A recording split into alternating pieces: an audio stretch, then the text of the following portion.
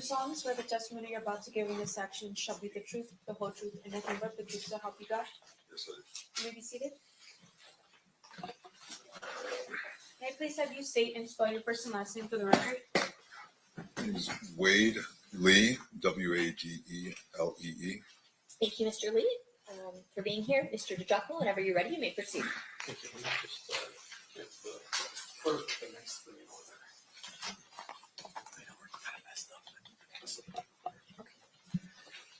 Sir, back in the 90s, how were you employed? I was a special agent with the FBI. How long were you with the FBI? 25 years. And when did you start? May of 1996. May of 1996? Yes. Yeah, I've been retired that long, actually. 5 years. I want to direct your attention to the 1997, 1998 time period. What was your assignment? What were you doing for the FBI at that time? I was assigned to a squad that was working the State Streets Task Force. I was on basically the Violent Crimes Major Offenders program, working gangs in South Central LA. You said Project Safe Street, and that's a federal task force that has multi-agency people on it? Yes, that's correct. The way it was generally organized, there were several squads in LA, the LA division of the FBI, that were assigned to different regions of the area, the territories. My squad was assigned to the Watts area of Los Angeles, South Central. And as part of your duties, did you have a partner by the name of Agent Holliday? Yeah, Todd Holliday, yes. Did there come a point in time when the two of you, along with other members of your squad, begin an investigation into a criminal street gang by the name of Grape Street? Yes. It Can you was, explain to the ladies and gentlemen of the jury what Grape Street is? Grape Street, the Grape Street Crips was a large gang organization that operated out of the Jordan Downs housing projects in Watts. It was basically believed to be the largest Crip set in all of America. Our squad was working the violent aspects and drug dealing aspects of that organization. As part of your investigation into Grape Street, did you come across a person that you identified as Duane Davis? Yes. And do you see Mr. Davis here in court today? Yes, I do. Can you point him out to describe something he's wearing? It's the gentleman sitting in the at the defendant's table with the blue shirt and tie. And how is it that you came across Mr. Davis? During the course of our investigation with Grape Street, when you're looking at the organization, there was numerous techniques that we used for investigating, whether it was informants, wiretaps, surveillance, active interviews, and things of that nature. During the course of that interview, Mr. Davis kind of came under the umbrella under the course of our investigation of one of his associate family members by the individual of the name Rodney Blackman. And did Rodney have a nickname? Speedy. During the time period that you're doing this investigation, well, let me ask you this. As part of Project Safe Streets, as well as being assigned to the Watts area, were you aware of the various gang sets and their Yeah, I mean, while our squad was working that investigation on Grape Street, you always would have crossover in other areas. For example, in Watts, there were 3 main housing project areas. Each of them you had fairly prominent gang organizations, as well as gangs that came up from the Compton area and other parts of South Central Los Angeles. So there was usually crossover, whether it's from drug activity or other sort of gang violence, things like that. And you mentioned one of them, the Jordan Downs. Yes. What type of housing, what type of gang activity was going on in the Jordan Downs?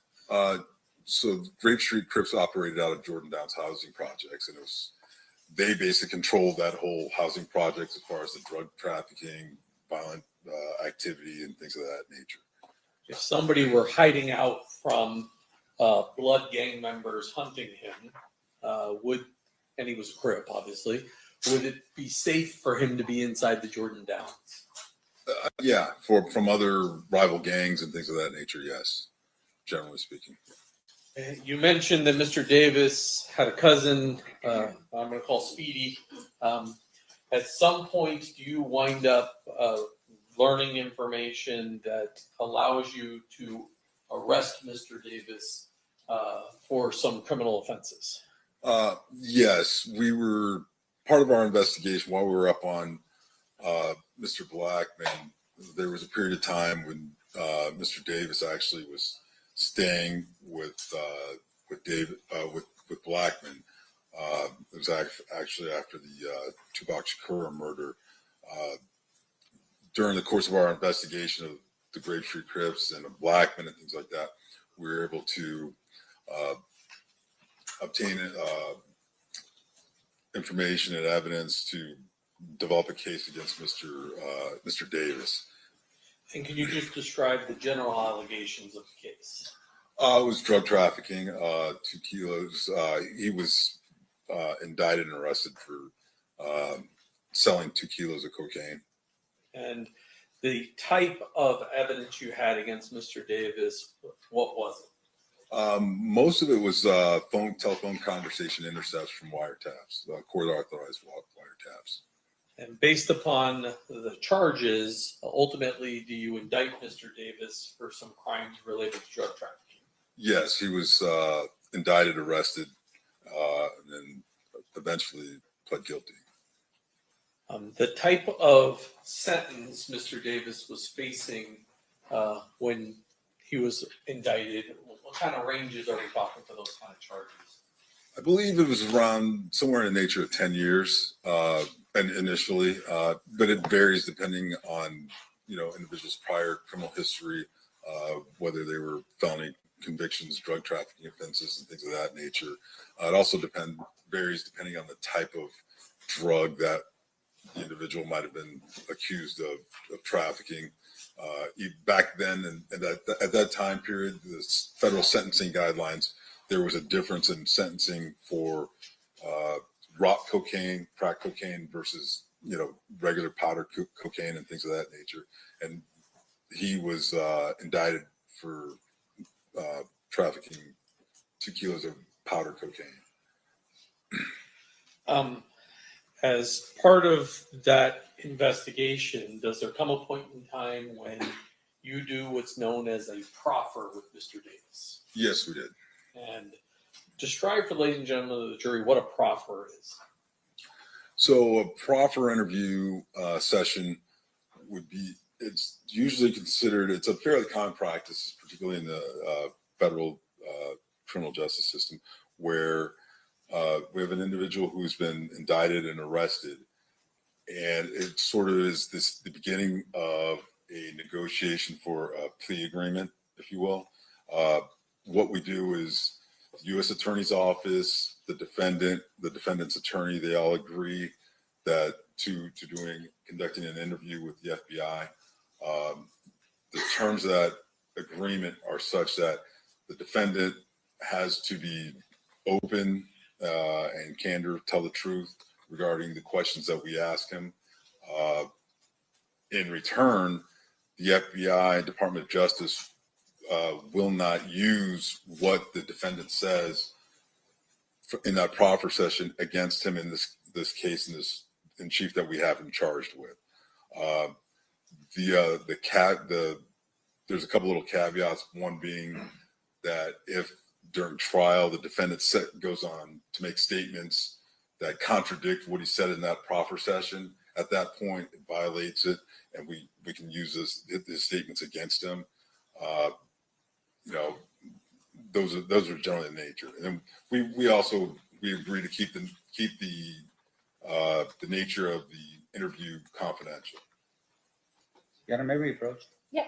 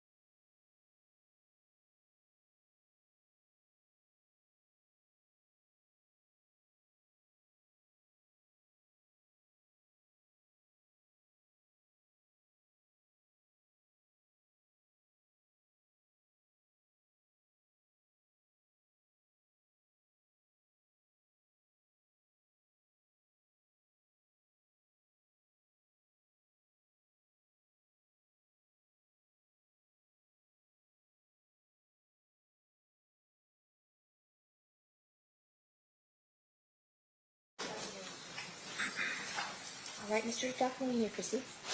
When you had your 1998 proffer with Mr. Davis, well, first of all, were you by yourself, or were there? Did you have your partner Todd Holliday with you? Todd Holliday attended, as well as Assistant United States Attorney, along with the attorney for Mr. Davis, who were also there. And what was his name? I referred to by. Well, I have what's marked as State Proposed Exhibit 46. I know you got a copy Okay. there. That's fine. How about we use the one that I have Sure. marked, and I'll take these Great. back from you. Would reviewing those notes refresh your recollection as to the name of his attorney? Yes, Edie Fall. Okay, after reviewing that, Oh. has your recollection been refreshed? Oh, yes. I'm Okay. sorry. And it's Edie Fall? Yes. Understood. You may proceed. First of all, let me ask this: up until you were contacted sometime this year, have you maintained the confidentiality of this conversation that you have with Mr. Davis? Yes. And as far as you're aware, your partner Todd Holliday also maintained the confidentiality of it. Yes, as far as I know. And before you hit the stand today, or sometime last week or the week before, or at some point, the United States or the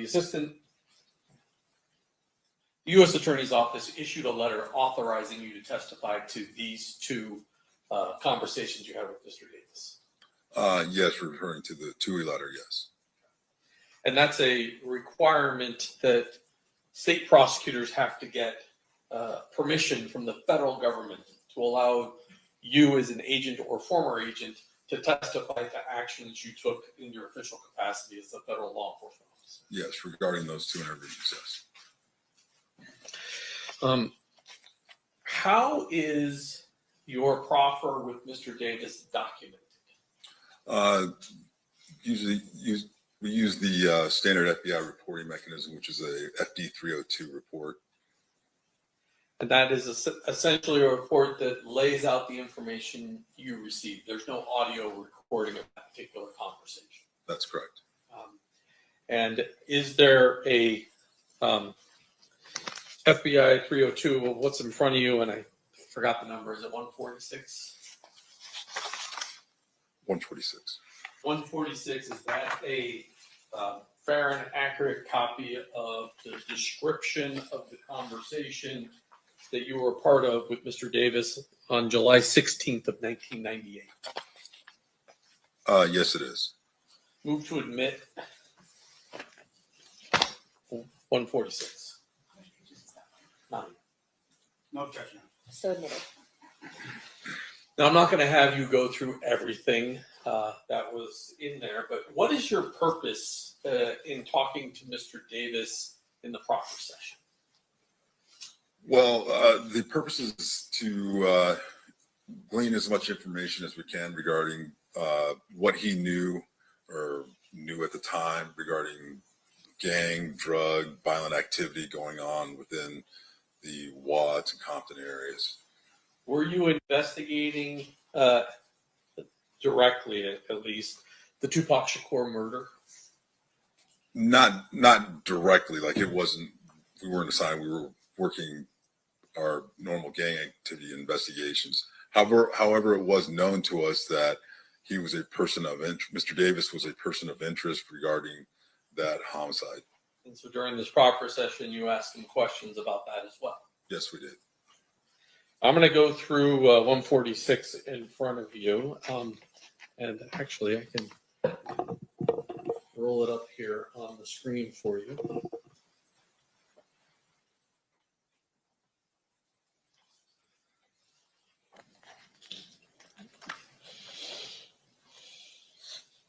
Oh, well, it would help if I plugged the computer in.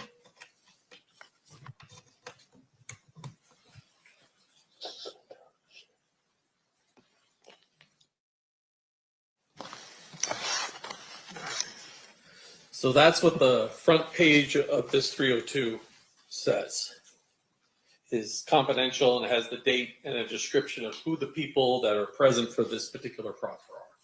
That's correct. the very first part of the interview, and let's close that. There, you have a discussion with Mr. Davis about an individual called Zip. Tell us what he tells you about this individual Zip initially. Initially, that Zip was an individual from New York who was a pimp who controlled girls, numerous girls, sold marijuana. He did just mention that Zip was involved in PCP trafficking, and that Davis at one point arranged for an individual by the name of Patrick Bernard to give Zip some PCP. So Zip came from New York to LA to conduct the transaction. And did he also mention how he met Zip? Yes, he said he met Zip at a baseball game somewhere in approximately 1993 or 94. There was an individual named Fats who was also at the game that introduced Davis to Zip. And then he talks to you a little bit about who Fats is. Yeah, Fats was a large cocaine supplier who operated in the west side of LA. It's also known as Flint. Davis associated with Fats prior to 1994, up until basically the time, I guess, where Fats was arrested and taken into federal custody. Let's skip past some Fats. There's a part of this conversation, a person by the name of Wayne Day comes up. Do you know who Wayne Day is? Yes, Wayne Day was actually arrested by the squad that I worked on, the Safe Street Task Force. He was a large-scale drug dealer, drug trafficker in the Watts area, Compton, with Grape Street Crips. And does Davis describe his relationship as it relates to Mr. Day? Yes, there was. He mentioned that they were related. That Davis had an uncle who was the uncle of Wayne Day. That's how he described it. And then there's a conversation in this next paragraph where Mr. Davis makes mention of Mr. Day having Compton sewn up. What does sewn up mean? Well, in terms of having control of all the drug trafficking in that specific area, and actually, there was mentioned, agents mentioned to him, it said that Wayne Day had Compton sewn up, and Mr. Davis said actually that he had part of Compton sewn up, that he didn't have the south side part that Davis operated in. And then does he tell you what his role is in the south side part of Compton as it relates to drug trafficking? When you say he, you're referring to Mr. Davis, sorry. That Mr. Davis had that side of Compton handled as far as the drugs. And did he talk to you about who handled the north side of Compton? Yes, he did. It was an individual who was a former Compton PD officer by the name of Reggie Wright Jr. Right. I'm going to drop down a little bit here to the part where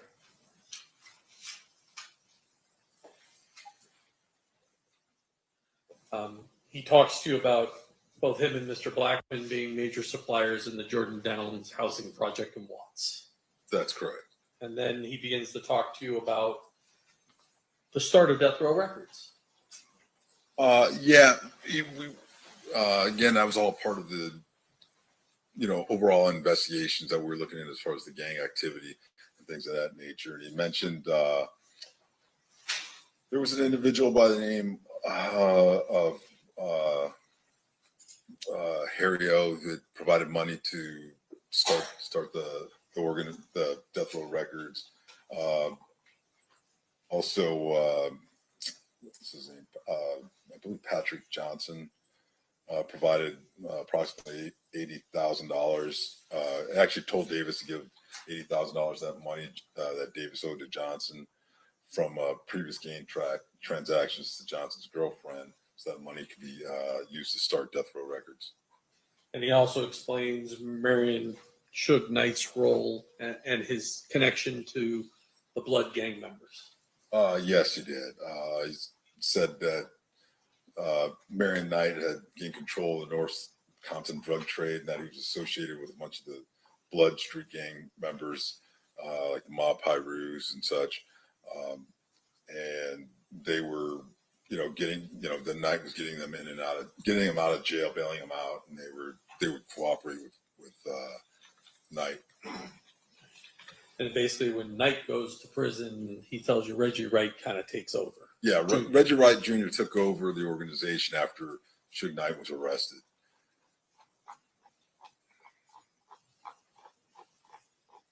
You already mentioned Harry O. But Davis claims to actually be involved in the delivery of some of the money associated with the startup of Death Row Records. Yes.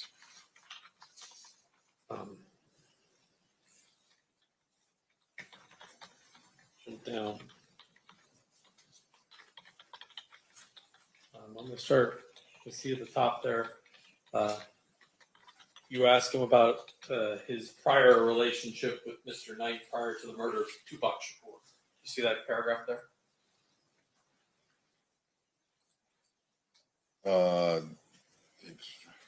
Yeah. I mean, Davis said that he told us that he never had any issues with Suge Knight or any of those individuals prior to the incident in Vegas with the killing of Mr. Shakur. And Mr. Davis goes on, and I'm going to skip down just a little bit, but he basically accuses two Compton Police Department officers, Sergeant Reynolds and Lieutenant Reggie Wright Sr., the father of Reggie Wright Jr., as basically being corrupt officers. Yes. Yeah. That Reggie Wright Sr. was a lieutenant with Compton Police Department, and then Reggie Wright Jr. was a former officer with the police department. He had then started a company called Wright Security, and then he was working with Suge Knight doing security, although some claimed it wasn't on an official capacity, for Death Row Records, looking at their parties and such and things like that. And they would, Right Way Security, they would employ Compton PD officers and things of that nature to conduct their business for Mr. Knight. And he also mentions Omar Bradley. Who's Omar Bradley? Omar Bradley is former mayor of Compton, the city of Compton. He mentions Mr. Bradley saying that he was associated with Knight and the other Blood Pirate gang members. Skip through the part.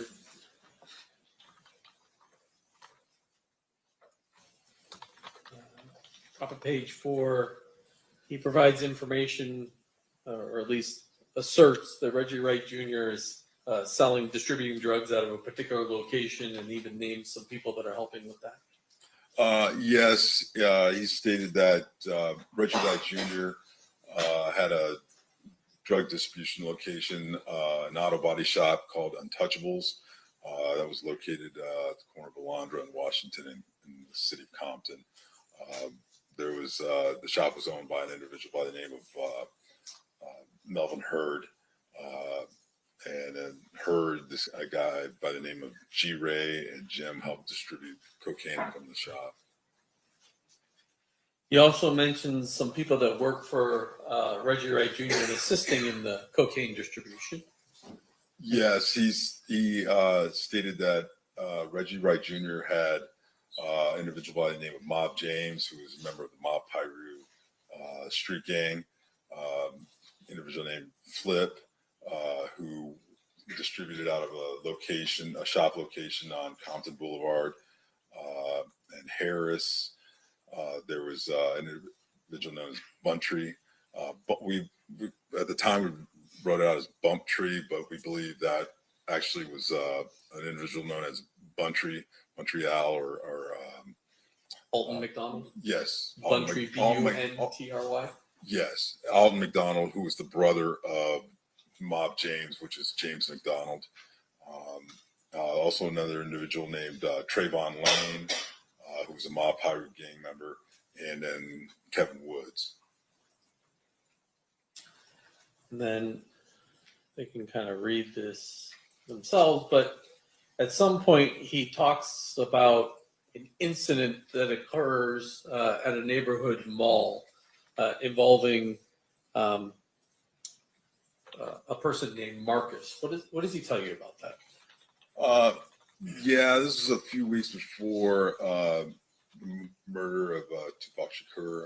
This individual, Marcus, who was a Southside Crip, was at a mall by himself. Several blood street gang members attacked him and started beating him up. Then an individual, Mr.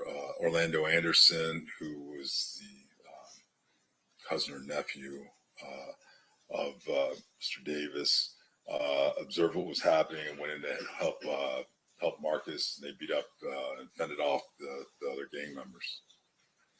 And then he moves on to describe the incident at the MGM casino the night of Mr. Shakur's murder. Yes, he did. And what did he tell you? He told us the day of the murder of Tupac Shakur that the blood street members, some blood street gang members saw at night. They saw Orlando Anderson.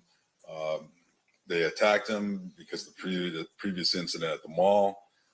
After the attack, Mr. Davis, Anderson, Orlando Anderson, and their girlfriends went back up to their hotel room at the Excalibur Hotel, and he said that was it. They didn't have any involvement. They stayed in the room the rest of the night. He tells you that the room was in Anderson's name. Yeah, the room was in Anderson's name.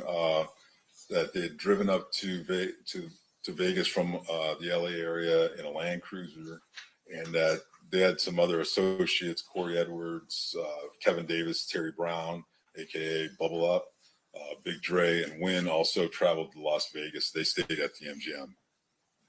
And he repeatedly denies to you knowing who killed Tupac Shakur. Yeah, he said they didn't have any knowledge of what happened, that they weren't involved.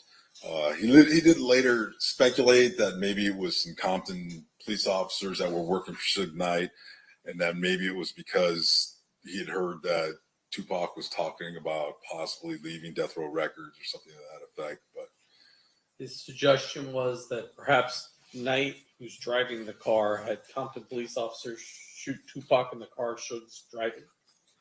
yes, something to that effect. I'm going to keep rolling down here. He gets back at page 5 to talking about Zip. So how does he tell you? Well, he talks about Zip and how he becomes associated with the Notorious B.I.G.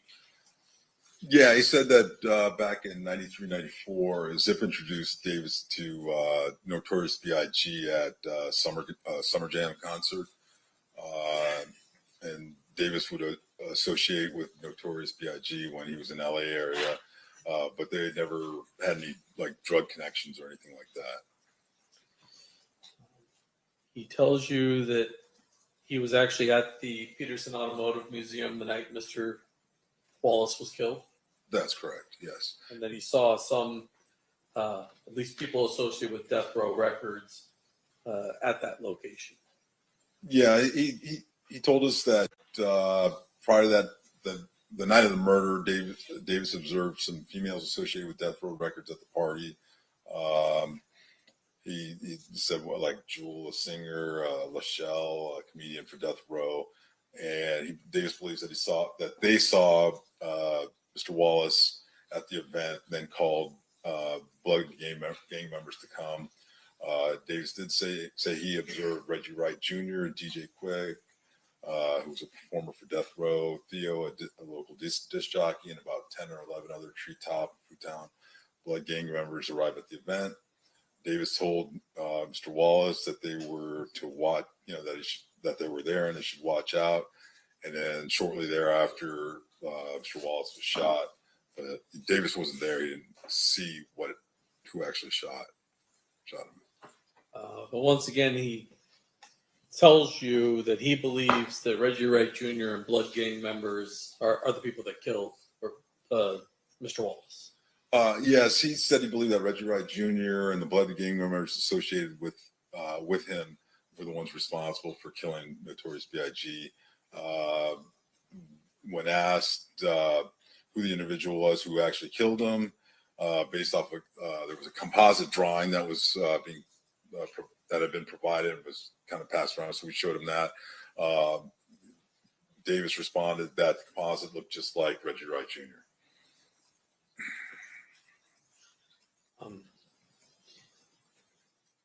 Do you remember the day that you arrested Mr. Davis on the indictment? Yes. What day was that? I believe it was May 28th, 1998. Was it the day before the Orlando Anderson's killed in his own shootout Yes. in California? Yes. And Mr. Davis talks to you a little bit about that without going into the specifics, but he talks to you a little bit about how Mr. Anderson wound up dying. Yes, he did.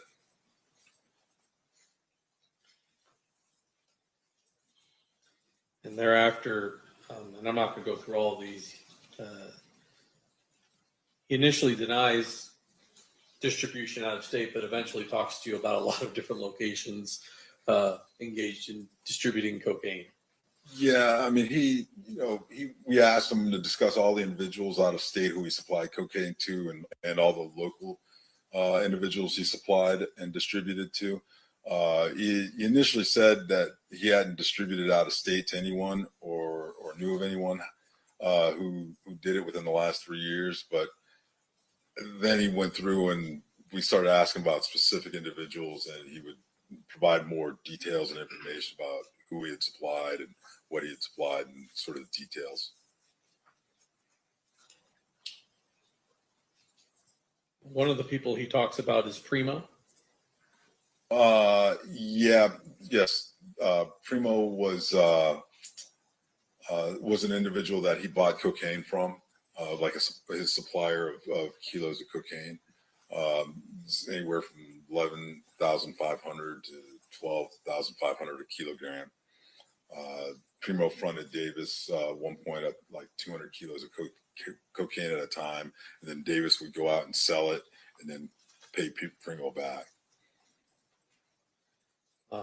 He also mentions Corey Edwards getting drugs from Mr. Davis and being out in Ohio and distributing cocaine in Ohio. Yes, Davis said that at that time, back when we were interviewing him in '98, up until about 3 years prior, that he was supplying Corey Edwards, who was selling cocaine all over Ohio. But I guess Edwards got into, he said at one point Edwards got into some trouble with his Cleveland drug contact, and that individual started coming out to acquire cocaine directly from Davis. That was an individual named Bubs who resided in Cleveland. Eventually, he describes how Primo goes back to Colombia and he gets a new supplier by the name of Samuel Lopez. Primo, I guess, departed the U.S., so we had to start selling cocaine in smaller quantities, and he came across a supplier by the name of Samuel Lopez, whose brother was actually in federal custody. Then Davis had heard that Samuel Lopez went back to Mexico after the FBI attempted to arrest him. And I guess there was a younger brother or another Lopez, George Lopez, used to answer the phone for Samuel Lopez at the time. And I'm not going to go into this, but there was a discussion of someone named Dupree, but that guy's full name was Azel Dupree Hall III, correct? Yes, that's correct.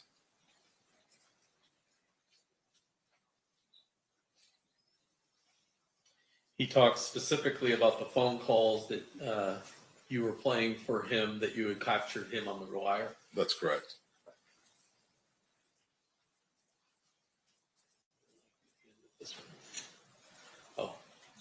At the very end, he denies that he's the leader of the Southside Crips and claims Darnell Brim is actually the leader of the gang. Yes, he's even though he had said that he was large scale, basically a drug trafficker on that south side of Compton, that Darnell Brim was actually the head of the gang, if you will. Okay. Now I want to move on. Shortly after that conversation that you had with Mr. Davis, did he enter a guilty plea to some charges and get sentenced to 70 months in federal prison? Yes, he did. That's a little less than 6 years. So he got some benefit from talking to you from what the... Yeah, I don't know if it was 70 months. It might have been 77 months, 70 or 77 months. I don't recall specifically. Judge, I have in my hand, it says it's admitted, and I don't remember offering it, a certified copy of the indictment, the plea, and the judgments of conviction in United States District Court for the Central District of California, case CR-98537, evincing his... I have the parties approach.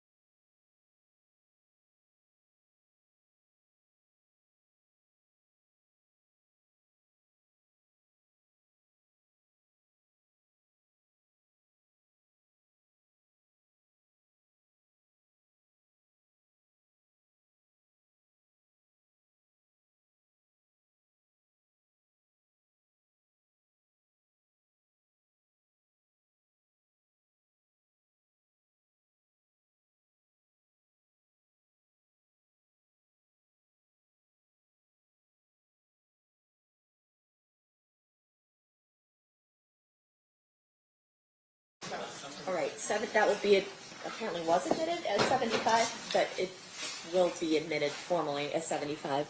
Additionally, ladies and gentlemen, you have heard and will continue to hear testimony regarding drug trafficking, conspiracy, gang affiliation, as well as a federal conviction of Mr. Davis's. These are not offered to show that Mr. Davis has a propensity to commit crimes.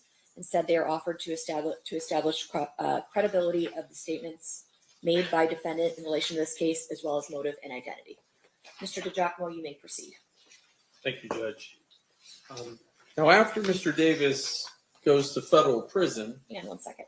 They're not offered to show propensity to commit crime, and you are not to consider them for any propensity that Mr. Davis has any propensity to commit crime. You may proceed, Mr. DiGiacomo. Sorry, I phrased that wrong. subsequent to Mr. Davis going to prison, do you and your partner, Todd Holliday, go to federal prison and have just a voluntary conversation with Mr. Davis? Yes, we did. We went to the.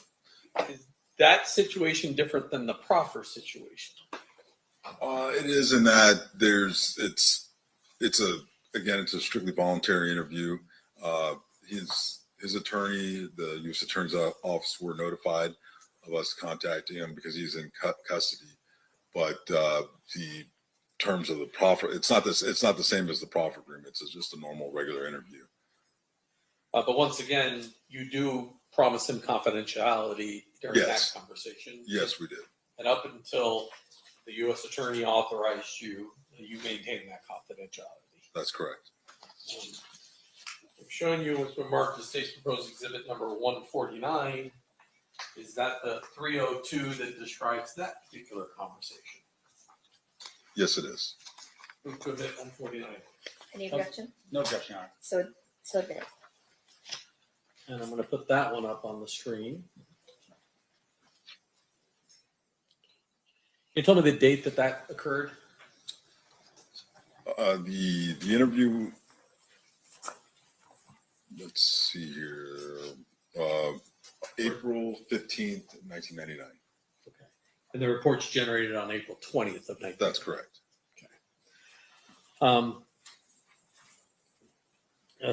You begin the conversation with him talking about Mr. Anderson and his death. Is that fair? Yes, that's correct. And then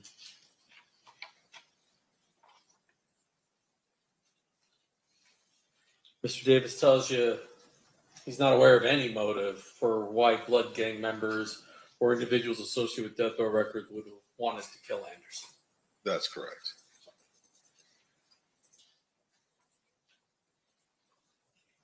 And then he repeats that he had nothing to do with either Tupac Shakur or Christopher Wallace's murder. Yes, he actually, he said that himself and Mr. Orlando Anderson were not involved in the shooting death of Tupac Shakur, and as well as anybody else that he was associated with, and with Tupac or Mr. Christopher Wallace, Notorious B.I.G.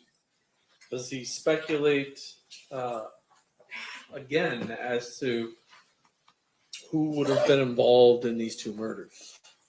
He said, he told us he didn't know who killed the two rap stars, but that he believed individuals from New York associated with Puffy Combs or individuals associated with Death Row Records could have killed Shakur, and that individuals associated with Death Row Records killed Mr. Wallace. And then he talks a little bit of the gang war that occurs shortly after the murder of Tupac Shakur. Yes.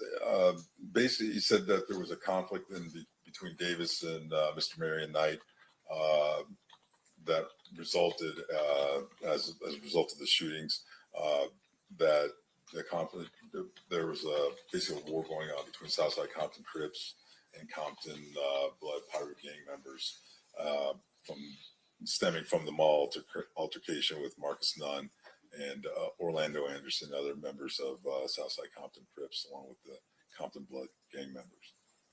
And he claims the reason that people believe that Orlando Anderson is the killer is that he asserts the Compton police is telling people that.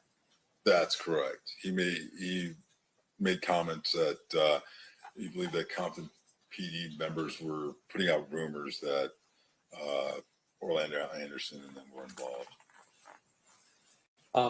Do you confront him about Mr. Anderson, the attack, and him being upset about that particular attack?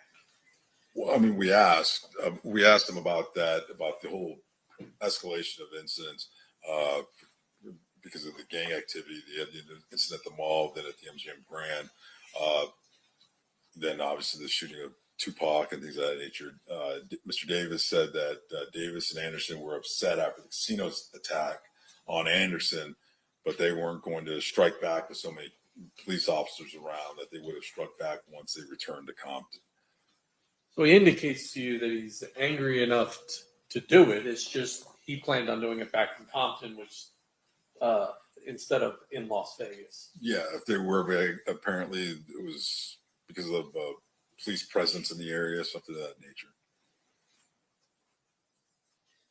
I'm not going to go through all the rest of this. The jury can read sort of the rest of this.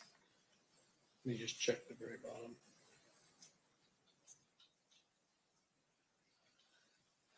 Well, thank you, Agent. That completes my questions. Okay.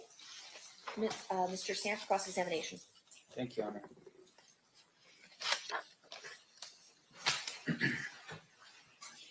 It's no longer special agent, or it's still special agent? Either way is fine. All right.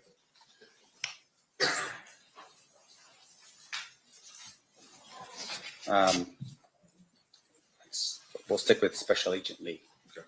All right. Now, sir, fair to say, working for the FBI would have been something of an honor, I would imagine, working for Yes, an organization like that. yes. Fair to say, of course, that working for the FBI, I would imagine that other people would consider that to be the creme de la creme of investigation throughout our entire country. Yeah, some people would consider that, yes. You put on seminars for law enforcement agencies throughout the country to help them with their investigative efforts, to help them become better police officers and detectives, fair? You're talking about me specifically? No. or- Well, you as the FBI. Oh, okay, yes, yes. And with regard to that, have you ever gone to Compton Police Department to learn how they do their investigative techniques, make yourself or your agency a better agency, or yourself as a better special agent? I'm sorry, could you? Have you ever gone to Compton Police Department to see how they do their investigations to become a better agent yourself? No, I did not. All right. And once again, with regards to what you do as the FBI, you're very specific in your task, right? Your task is whenever there's a violation of federal law, for instance, you're the agency that would be tasked. I'm sorry. That's right. Yeah. With regards to federal law, if there's a violation of federal law, you're the agency that typically would be tasked with the investigation, right? Correct. Now, we talk a little bit about the 302s in this case. And the 302, just for the jury's edification, when you say it's a sort of a means, it's really just a piece of paper and a pen, right? It's a report. Right. And so you are writing out what your impressions or recollection was of a specific event or time, right? Correct. So if you're sitting in a room and we're having a conversation, you would note in your report who's in the room and what your impressions were of what was said and who said what, right? Correct. Now, of course, juries here would be curious. You know, we have recorders now back in 1996, 1998 in this case. Recorders were available to the FBI, but of course, that's not how you do your job. The use of recordings for the FBI they were not standard policy and procedure for the FBI at that period of time. Yeah, and you've retired since what, 5 years ago? Yes. During that time period, has it changed in terms of that policy with the FBI? During the time period that I've been retired, Right. No, up until the time that you retired, has the policy changed? the standard procedure is no, not to record. Right. And so as a result of that, any recording that's done is typically not what the FBI does, right? You still focus on pen to paper recollection onto a 302. Yes. Okay. And so in terms of how you do it, the 302s that we read or at least saw put into the record is the work that you recall, your partner recalls during the course of an investigation. Of that event, yes. Okay. Now, in terms of the task force here. We talked a little about the task force project, Safe Street. Is that what it was? Yes. Yes. Can you tell the jury a little bit of what that project was about? The Safe Streets Task Force. Yes. So it's a compilation of multi-agencies directed to address gang activity within specific areas. So the Safe Streets Task Force initiative is a national initiative, but then there are fundings and directives that are sent to specific areas to address areas of high crime committed by gang activity. Okay. And I would imagine gang activity would include violent crimes. Correct. As well as, say, in this case, drug dealing, Drug trafficking, yes. as long as it's associated with gangs. Yes, primarily so, yeah. Because, of course, you do have the DEA that also runs their own investigations as well. DEA, ATF, yeah, we work with all. Now, in terms of your, about this task force, can you tell us at the time when you were operating on it, who was on the task force? Oh, I mean, there were several agencies in terms of specific agencies. Well, just in terms of your working with other people, do you recall at all who it was that was working on the task force with you at that time? Well, there were members of Los Angeles PD. We've had, I believe there was ATF.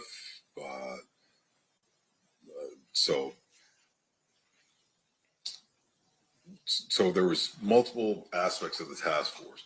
So different squads had different elements working depending on what cities they were in. So we would have Inglewood PD, Compton PD, LA County Sheriffs, LAPD, DEA, ATF. I believe we even had postal inspectors that might be involved.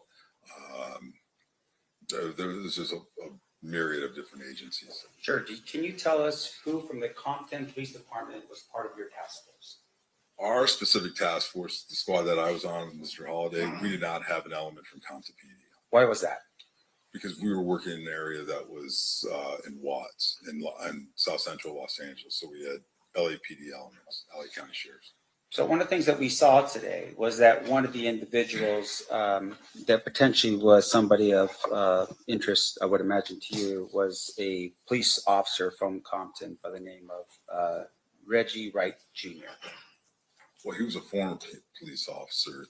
There was Reggie Wright Sr., who was his father. Okay, so your work in Inglewood and this other area, I would assume that information with regards to Reggie Wright Jr. would have been sent to whoever it is that was working that particular area of LA? Or of Compton. There was a different squad that was working in Compton. Yes. Can you tell us who that squad was? What do you, Who was in that squad? yeah, the agents or, Yeah. To be honest, I don't, well, I mean, some of the agents I recall. Do you know who that you can recall that was there?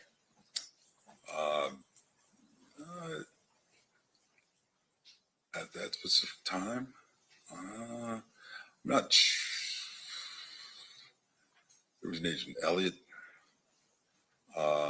Michael Elliott? Yeah, he worked down there, yes.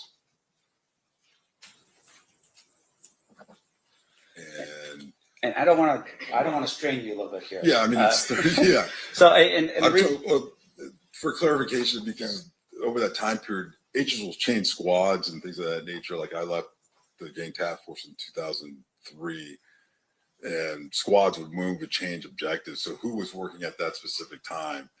There may have been somebody at one period and then it changed or whatever over the course of time. and would it be fair to say, of course, that something like this, if you really need this information, you would refer to a 302, to refresh your recollection if you had Yes. it. Okay. Now, in addition to that, though, in terms of your role here, there was a proffer session that was conducted with my client, with Mr. Davis. Yes. And that proffer was set for July 16th, 1998. That's the exhibit, I don't know, I think it's that one right there. That's correct. Up in the top right-hand corner, do you see the date? That was the date of the report. Right, so it'd be dated It was actually July 14th. Oh, July. Okay, so even though the date says 16th on this, it would be the 14th? Yes, well, so there's a little bit like, yeah, the date of the 16th is the date of the report down at the bottom where it says 7/14/98. That's the date of the actual activity. Okay. And you're meeting with Mr. Davis, and specifically you're meeting with him in terms of under the task force, which was gangs and whatever they're doing that's crime related to gangs. Is that what we're doing at this point under the Safe Street Task Force? Okay. And so when you meet with Mr. Davis, there was an understanding at that particular point that, hey, whatever you're going to tell us, we're not going to prosecute you for. Is that what was happening on that date? Under the proffer agreement, yes. Okay. And that proffer agreement, of course, does require the approval of the United States Attorney's Office that would be responsible for that area, right? Yes. And in this case, that person would have been Assistant United States Attorney Michael Terrell. Correct. Was he present for that meeting? Yes, he was. Okay, so it's you, your partner, another FBI agent, as well as Special Agent Michael Terrell. Assistant United States Attorney, Mike. I'm sorry, Assistant United States Attorney Michael Terrell. And in that meeting, there was an understanding between Mr. Davis and his attorney that whatever was going to be said was not going to be used against them. Unless he came out and testified and said something that was contradictory to what he said in the proffer agreement, yes. Sure. Now, once again, we're talking about the federal government here, right? So was there an actual proffer that was signed by the parties indicating the understanding that you're telling us right now in terms of what was the terms of the agreement?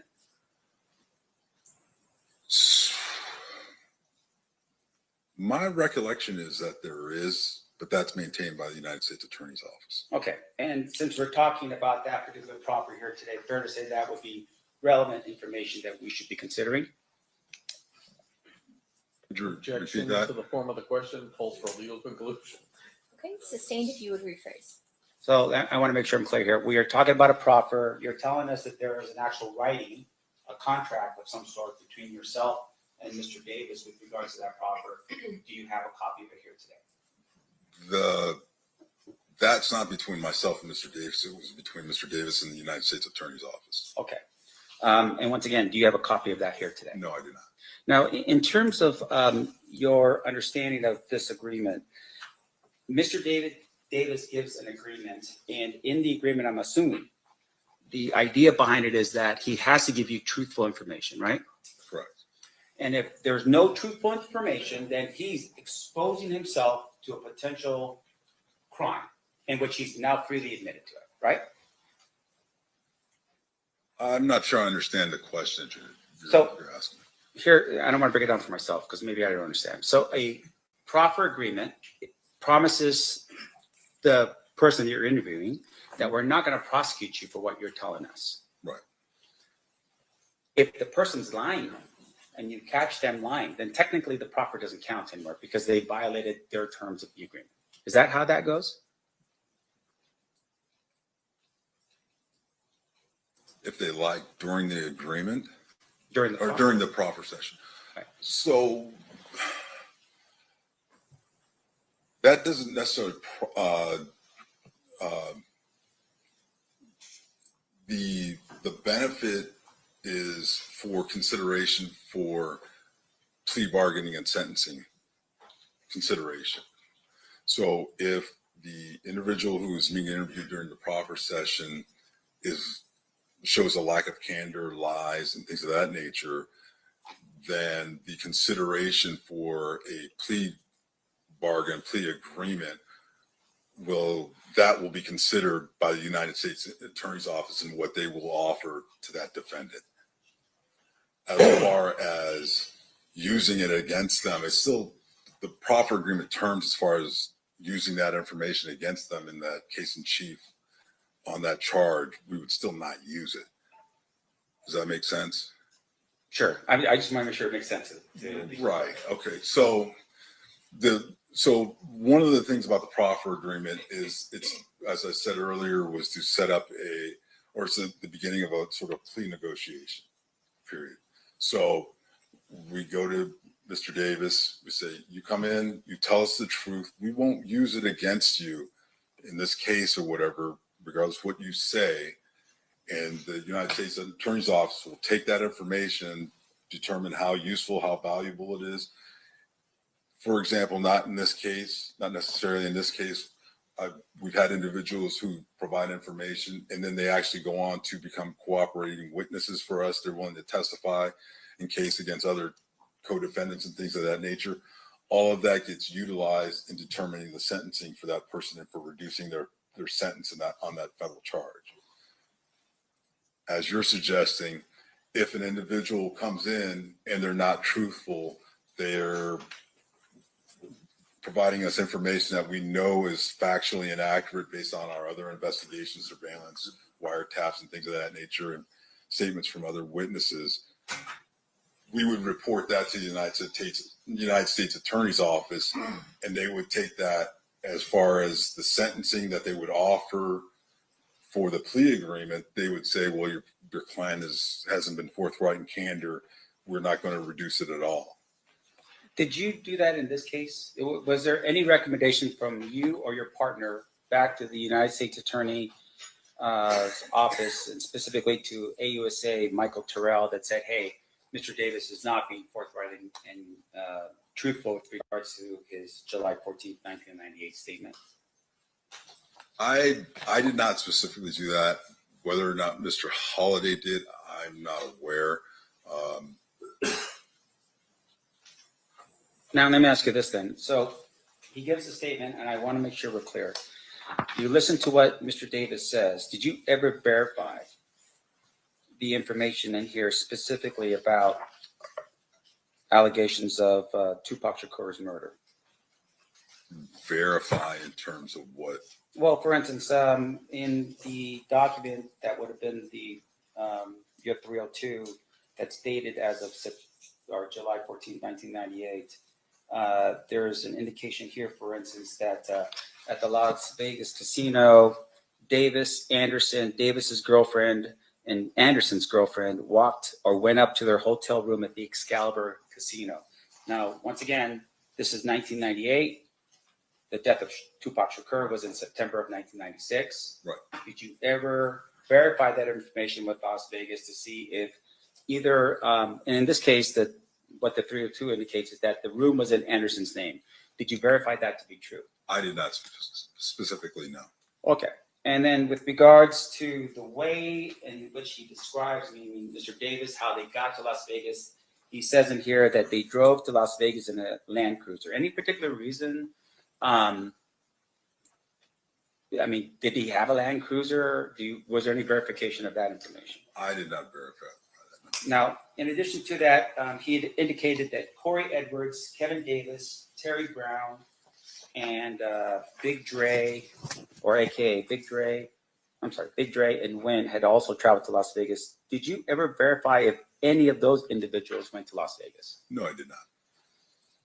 And whether or not they stayed at the MGM Casino? No, I did not. Okay, so once again, for the jury's edification, shooting takes place in September of 1996. You're getting this information from Mr. Davis on July 1998, right? Yes. About a year and, Right.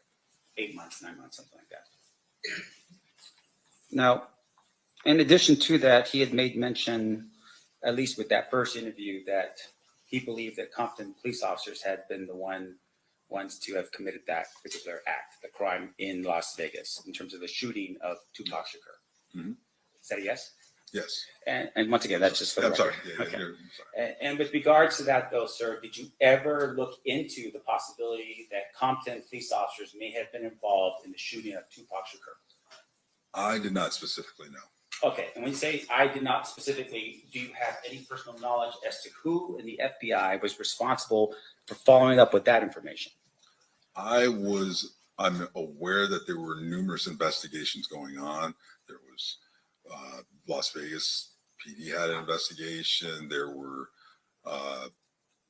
Compton PD, LAPD. There were numerous elements of investigation going on regarding the murder of Tupac Shakur. Regarding Mr. Davis, our squad, and what we were investigating regarding the gang activity and the drug trafficking and the charge that he was on, I was not specifically tasked to follow up and track that down. Who did? I'm not aware of. Now, fair to say though, of course, if you are become aware of a crime like that, you would report the information that you have to whoever the responsible investigative agency would be, right? Correct. You're not just going to hold on to that information and just keep it to yourself, right? Correct. Or ignore it. Correct. So in this case, for instance, you share with us that there were wiretaps that were being done of Mr. Davis's phone during the time period that you were investigating. You recall that line of questioning? Yes. Now, a wiretap is not the same as a pen register, right? Correct. And just for the ladies and gentlemen of the jury, pen register is just numbers that you just that you keep recording in terms of what number is calling out and numbers being received. Correct. And then an actual wiretap is when you listen to phone calls where people are talking on the phone without you telling them that you're doing so, right? Correct. So with regards to the information that you received and the phone calls that you had, were there any phone calls at all in which this guy over here, Mr. Davis, somehow admitted or said anything along the lines of that he was either involved in the murder of Tupac Shakur or that he was even in Las Vegas on the day it happened?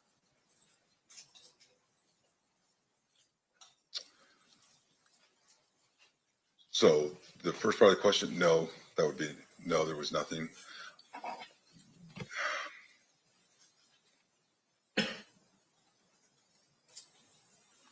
Regarding the second part, being in Las Vegas, I believe my recollection is that there was conversation about being in Vegas and coming back to Vegas after the incident, the incident being the murder of Tupac Shakur, but that was it.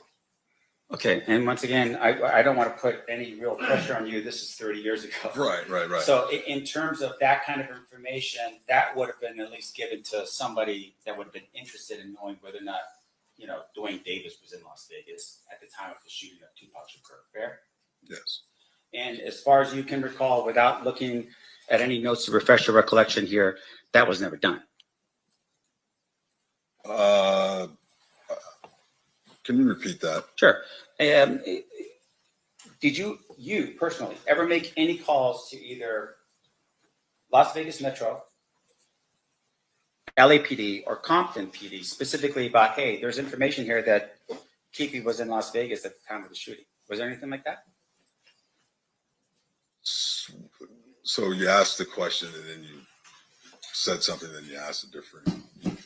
Could you please? Is that the FBI answer to the question? Let me break it up. Let me break it up. Did you ever make any calls to Las Vegas Metropolitan Police to say, hey, we've got some information here that Duane Davis? No. Did you ever make any calls specifically to LAPD to say, hey, I've got this guy on the phone, or he's making some discussions here that he was in Las Vegas at the time of the shooting of Tupac Shakur? No, I didn't make any calls like that. And then I'm assuming that with regards to Compton PD, did you ever call Compton to talk to somebody like, I don't know, Reggie Wright Sr., the gang guy over there, to say, hey, by the way, one of the guys from your community is saying that he was in Las Vegas at the time of the shooting of Tupac Shakur? No, I did not. And I appreciate you breaking that down because I didn't want the jury as well to be confused. Now, in addition to that, you had made mention about the type of volume here, or what the type of volume that Mr. Davis was moving in terms of drugs. I want to make sure I'm clear. What kind of drugs are we talking about? Cocaine. Okay. And can you tell us, just in volume, what kind of volume that Mr. Davis was moving at that time? I can't. I mean, it would be total speculation. I'll based off of what was said in his statements to us. Yeah. I mean, there was one where he said something, I believe, to the effect of like 70 kilos at one time, or that he was fronted large amount. I'd have to look. May I refer back to the report? Sure. Let's see here.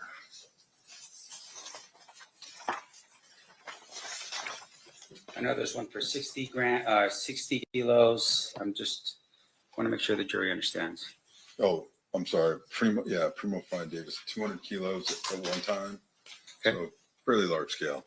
Did you ever prove, was that ever proven to be true?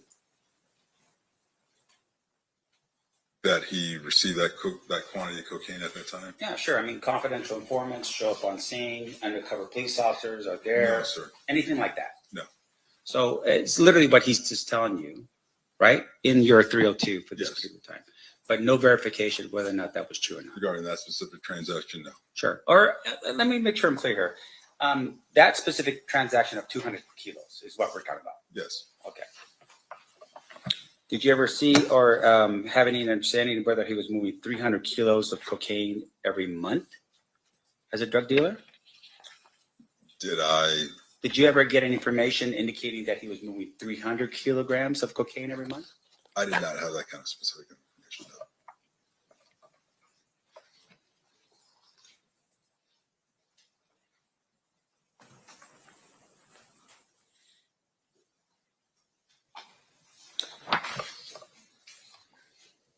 Now, in terms of Reggie Wright Jr., was there, I would assume that because it's not part of your area, did you refer that information to whoever it is that was part of the task force that would have covered the Compton area? That would be most likely, yes. Okay. And in terms of the Compton Police Department, fair to say that at some point they actually disbanded or they were shut down? Yes, that's accurate. And that would have been at what year? I Roughly? don't remember specifically. It was somewhere in the late 90s, I believe, or early 2000. Okay. And why did they get disbanded? I don't know these specifics. I know there was numerous allegations of corruption and such and things like that in the department. Organizational, structural deficiencies. Your Honor, may I have a brief moment? Yeah.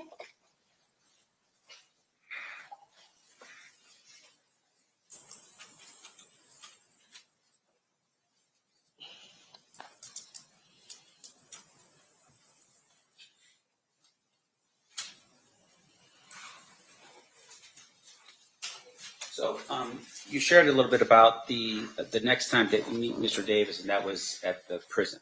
Correct. And it's you and your partner still, Special Agent Holliday? Yes.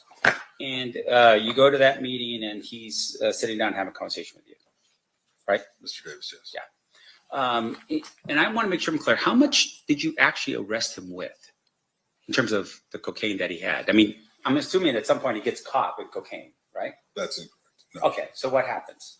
So are you specific, the specific case that we had him charged with? Yes. And arrested? Actually, no, he was not caught with any actual cocaine. We intercepted conversations between him and another individual where they discussed the transaction before, the price, quantity, and then there were discussions after the delivery. And then there was even discussion, what kind of prompted more of the discussion. There was the two individuals had, Mr. Davis and the other individual had a discrepancy over the quantity, the actual volume of the amount of cocaine. Okay. And outside of that, nothing to your recollection that was more specific about anything to do with the cocaine. Like, he never actually got caught with it. He was just having conversations about it. Yes, that's correct. Now, in addition to that, when you're part of the task force, you are looking for potential issues with regards to violence. Is that correct? Yes. And in this particular case, had you ever come across any information in your wiretaps or anything like that of Mr. Davis putting out a hit on someone or green lighting some type of violent act to be caused against somebody? No. No. And that would have been part of it would have been maybe an enhancement under the sentencing guidelines in terms of if you're looking at increasing his amount of time, is that, hey, he's also doing something in furtherance of, his self. Violent activity and things of that nature, we would definitely be looking for, yes. Right. And in this particular case, you don't have any proof of that at all. No facts to that. Of him being violent? Yeah. That's correct. Now, there's a discussion here that Darnell Brin was identified as potentially the leader of the Southside Crips. You recall that? It should be Yes. at the end of the second 302 that you have. Yes. Now, in terms of that, did you ever verify that information as to whether or not Mr. Davis was lying or not about that? No, I did not personally verify that. And so as of this particular moment, as you're sitting here right now, do you have any facts at all that establishes that Mr. Davis was a shot caller or the leader of the Southside Crips? Could you repeat that the way you phrased Meaning, it? do you have any facts? Do you have something that says he said out on the phone, you know, I don't know what they do. They attended a meeting. I mean, you know, it's like, No, so, okay, so, I mean, with these gang organizations, there's not like membership cards and things of that nature. It's not like you know, they've got a organized org chart of who is the president, vice president, and this and that nature for the most part. A lot of times it is just word on the street, who runs this area, who's in charge. And it was the way we assessed that Mr. Davis was one of the leaders of the Southside Compton Crips was the totality of information we'd received from numerous informants, witness statements, and things of that nature.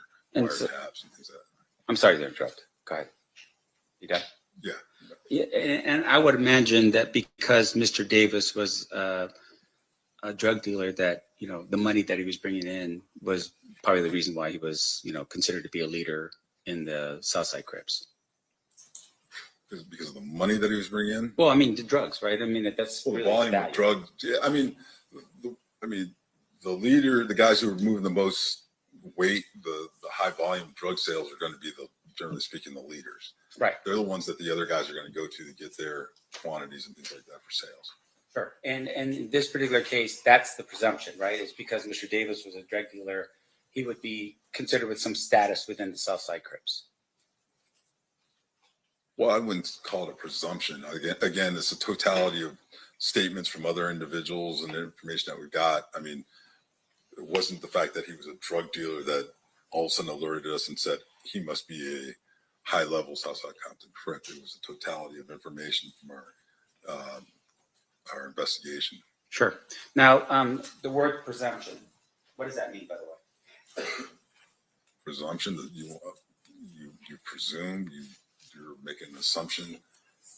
But it's a little bit better than that, right? There are some facts that support whatever it is that you are throwing out there as the. That can be the case, yes. Now, in this particular regard, you talk a little bit about the Lakewood incident, right? It's in your report, I think, and I want to make sure on your 302, this would be, and so if you run across it before I do, this would be page 4 of your 302, the date 7/14/98. Do you see where I'm at? It would be maybe the third, the 1, 2, 3, 4th paragraph down.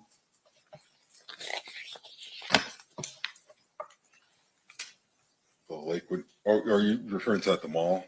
Yes, sir. Okay, I'm sorry. Yeah. That's all right. Okay. In terms of your presumption, the idea of the presumption, you're telling us that there is some facts that help you to have that presumption, right? Some facts. Can you tell us what facts you have to support that there was even a Lakewood incident that occurred? I'm sorry. You're asking what facts? Sure. We have several witness statements. Okay, so you have several witness statements. You are aware that those allegedly, and according to what you write yourself, this was a couple weeks before the murder of Tupac Shakur. Marcus, who lived at the Southside Crip neighborhood, was in a mall by himself. A number of Blood Street gang members attacked Marcus and began beating him. Orlando Anderson and others approached the situation, observed what was happening, and then went to the aid of Marcus. They beat up the Blood gang members. That's what you wrote in your 302, right? That's for true, isn't it? Now, in terms of that information, did you ever go to the mall to verify that there was this thing that happened a couple weeks before the murder of Tupac Shakur, which would have been sometime in August of 1996? Did you ever do that? No, I did not. Now, in fairness to you, sir, Lakewood Mall and that area is governed by a police department. I don't know, is it Compton or is it the next one over? I'm not sure. Yeah, it wouldn't have been Compton. Okay. So whoever's next one, did you ever at any point reach out to that police department to say, hey, Can you get us the information on this so we can verify it before we put it into our 302? That the, a couple of weeks before the murder of Tupac Shakur, there was a beating that took place. Did you ever do that? Okay, so your statement regarding doing it before we put in that was information that was provided to us by Mr. Davis. So at that time, we were just recording what Mr. Davis is telling us. Sure. So this is a follow-up investigation on that. Sure, but the state has now introduced this document in as an exhibit for the jury to consider. So you're telling us that you can't verify the information in it? I'm telling you what Mr. Davis told us. Okay, but you cannot verify that information. You're telling us right now you didn't verify the information that he told you. I didn't verify that specific event. Okay.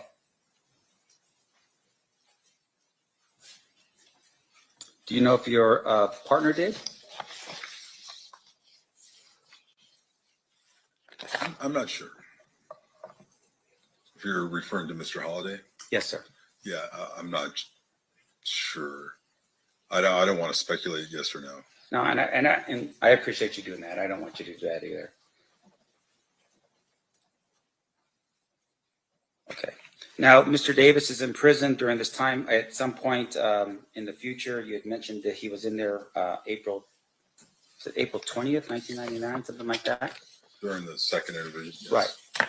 Now, did you at any point ever look at his, while he was in there, how he was doing, anything like that? Any write-ups he might have had while he was in there, anything like that?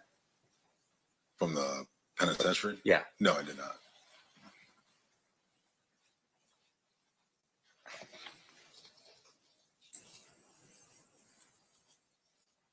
And then finally, just one final thing here. There was some mention in your 302, and I apologize for bouncing you back, but I'm taking you back to the July 14th, 1998 302. But in that 302, there was an allegation, or at least some information that you documented that stated that Reggie Wright Jr. Was dealing drugs out of a auto shop called the Untouchables Auto Shop, owned by Melvin Hurd. Do you recall that? That's actually on the top of page 4. Yes. Do you know why that's important and why you included that in your 302?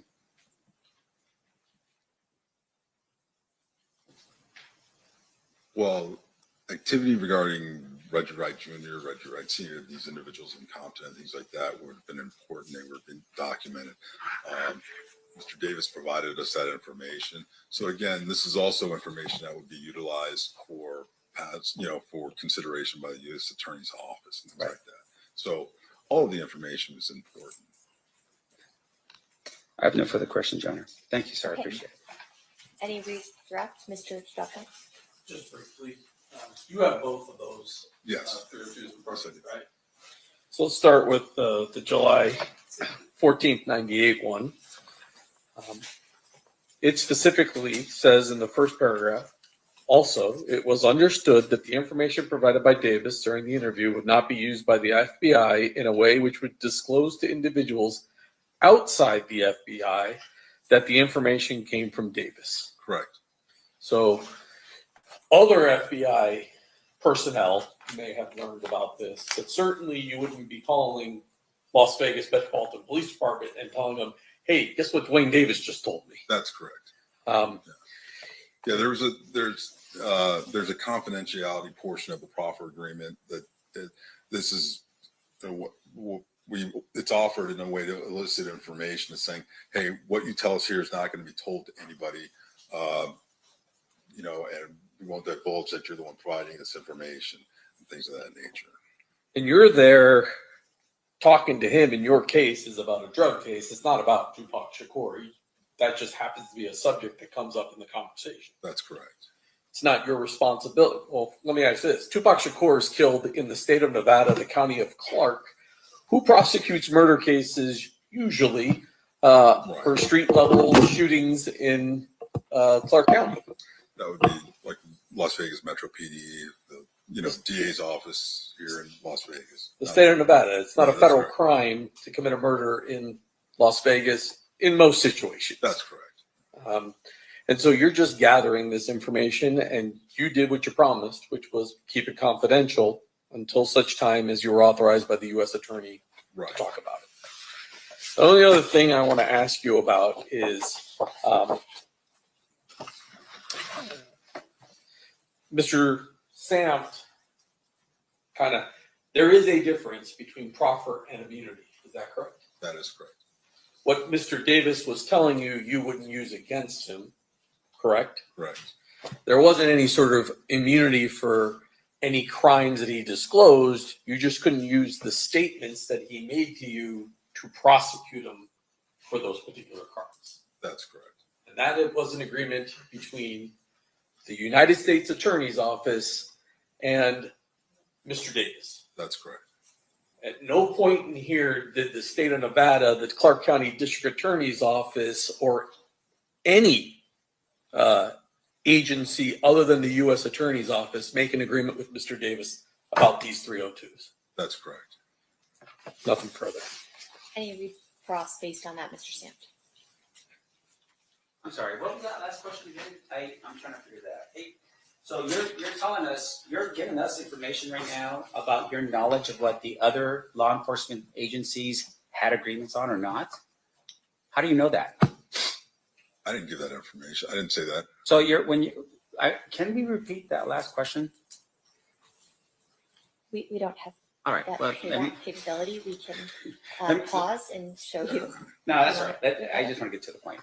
What Mr. DiGiacomo just asked you was that, there were no other agreements with regard to your agreement. Your agreement was the sole agreement between yourself and Mr. Davis, or FBI and Mr. Davis, and This no is other the United entity. States Attorney's Office and Mr. Davis. I apologize. The United States Attorney's Office and Mr. Davis, and no other entity, right? I think that's how it was put, Yes.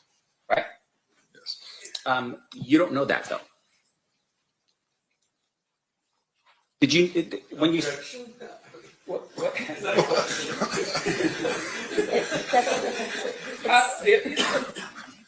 Sustained stricken. You can ask a question. You are not aware of any agreements between with other agencies because you just don't know. You are just here on behalf of the federal government and the FBI, right? With regard to the interview that myself and Todd Holliday conducted with Mr. Davis on July 14th, 1998, the agreement was between the United States Attorney's Office with the FBI there and Mr. Davis. Nobody else was party to that. Even though this was a joint task force, this was part of No, it was a joint task force. It was the United States Attorney's Office, the FBI, Mr. Davis. Okay. And with regards to that task force, even though other government agencies were potentially involved in the task force, they weren't involved with regards to this agreement, the proffer. They weren't part of the proffer, is what you're saying, even though it's part of a task force. Correct. Okay. No further questions. Thank you. Anything further, Mr. DiGiacomo? No. Ladies and gentlemen of the jury, any questions for this witness? We do have some. Okay.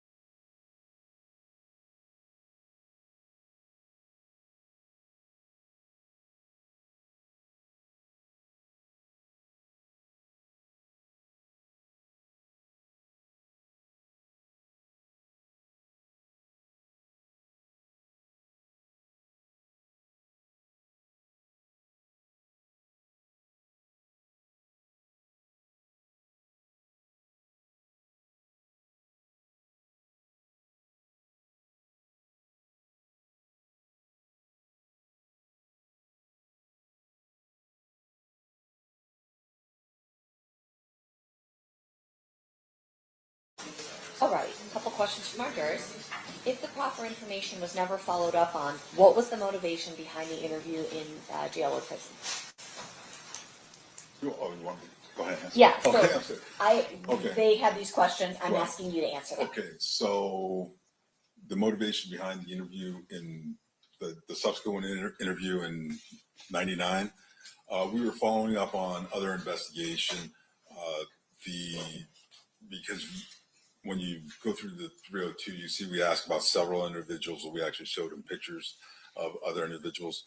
A lot of times what we'll do is we were going back because he was cooperative and open before. We were attempting to see he would verify other individuals, perhaps identities and things of that nature of other investigative activity regarding gang activity in the area. Okay. And then did anyone with the FBI verify information given by Davis in the proffer? I mean, the total regarding the totality of there was quite a bit of information when we asked about certain individuals and things that he said that we already knew. So because he provided information during the proffer session, there wasn't a need to necessarily go back and verify because we had an idea about the answer to the question. Sort of like you ask a question that you know the answer to, that's how you know if somebody's lying. You start off with that, things like that, simple things, and then you kind of work your way in to other information.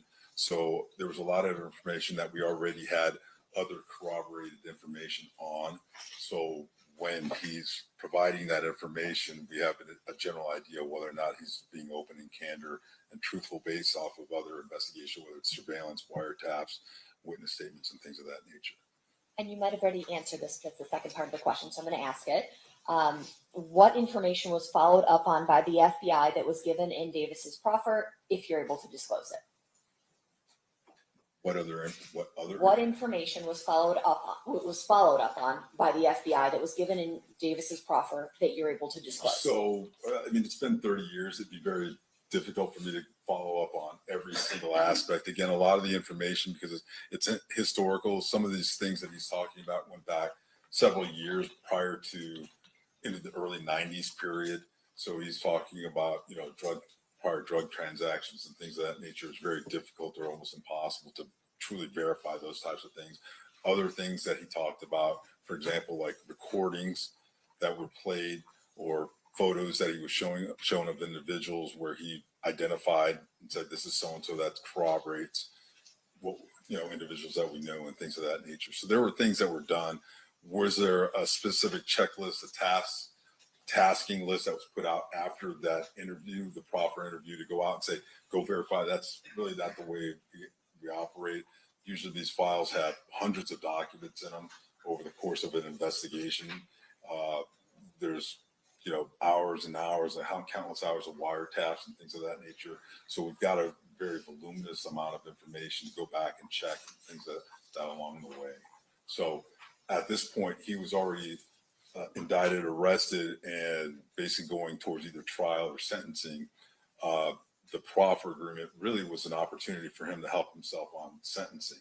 And then for us to maybe, if he wanted to cooperate and things like that, to possibly open up further avenues of investigation for other individuals who weren't in custody or that were still under investigation. All right, Mr. DiGiacomo, any follow-up based on those answers and those questions? Mr. Sand? No, you aren't. Okay, all right. You are free to go. Thank you so much. Sorry. There's a few exhibits. Just leave them right there. Mr. DiGiacomo will pick them up. I'll grab them. Thank you. Are those our exhibits? Okay,